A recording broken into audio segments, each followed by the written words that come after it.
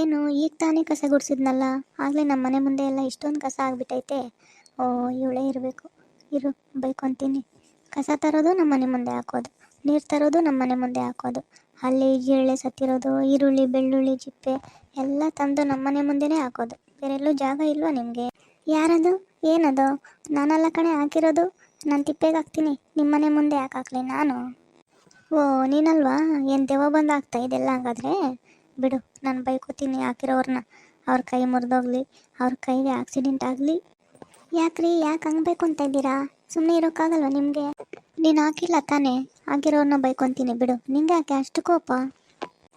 ಬಾರಮ್ಮ ಹೋಗೋಣ ಬಾ. ಇವ್ರ ಹತ್ರ ಏನು?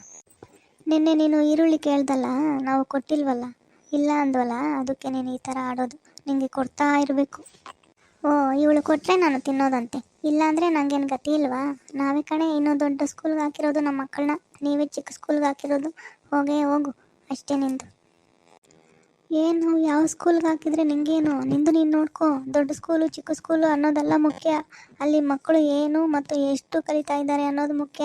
ನನ್ನ ಮಕ್ಕಳು ಎಷ್ಟೋ ಬೆಸ್ಟು ಕಣೆ ನಿನ್ನ ಮಕ್ಕಳಿಗಿಂತನೂ.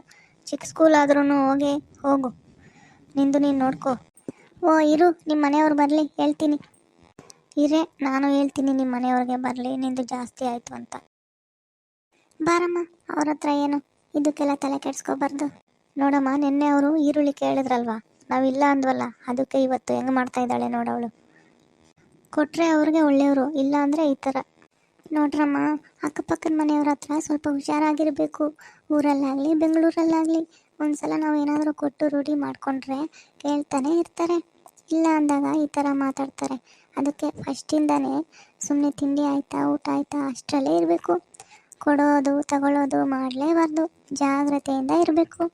ನಮ್ಮ ಮನೆ ಕೆಲಸ ನಾವು ನೋಡಿಕೊಂಡು ಇರಬೇಕು. ಬೇಜಾರಾದರೆ ಟಿ ವಿ ನೋಡ್ಕೋಬೇಕು ಅಷ್ಟೇ. ಒಬ್ಬರನ್ನ ಮಾತಾಡ್ಸಿದ್ರೆ ಇನ್ನೊಬ್ರು ಹಿಂಗೆ ನೋಡ್ತಿರ್ತಾರೆ, ಏನೋ ಯಾಕೋ ಅಂತ. ಒಳ್ಳೆಯವರು ಇರ್ತಾರೆ, ಆದರೆ ಇಂಥವರೇ ಜಾಸ್ತಿ. ಓಕೆನಾ? ಈ ವಿಡಿಯೋ ನಿಮಗೆ ಇಷ್ಟ ಆಗಿದರೆ ಲೈಕ್ ಮಾಡಿ, ಶೇರ್ ಮಾಡಿ, ಕಮೆಂಟ್ ಮಾಡಿ, ಸಬ್ಸ್ಕ್ರೈಬ್ ಮಾಡ್ಕೊಂಡು ನೋಡಿ ಫ್ರೆಂಡ್ಸ್. ಧನ್ಯವಾದಗಳು.